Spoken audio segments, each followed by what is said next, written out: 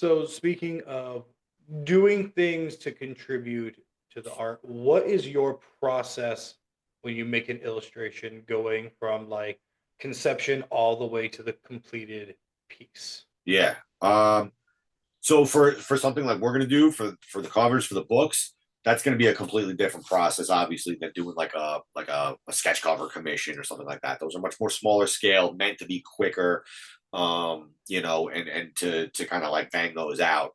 Sometimes I take a little bit too long, but in the long run, it always ends up being in the favor of the person who commissioned it because they end up getting way more art for what they paid for. But anyway, so for this type of stuff, I usually start out with just very basic sketches, just rough sketches for composition, placement, shapes, basically. You know what I mean? Just like this is where this is going to be, this is where this is going to be, just so we can get on the same page without putting a ton of time into every little detail.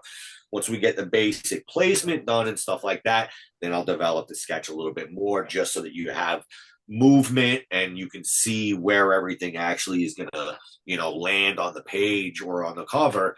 And then once we get that, I will draw everything by hand with pencil on an 11 by 17 Bristol board.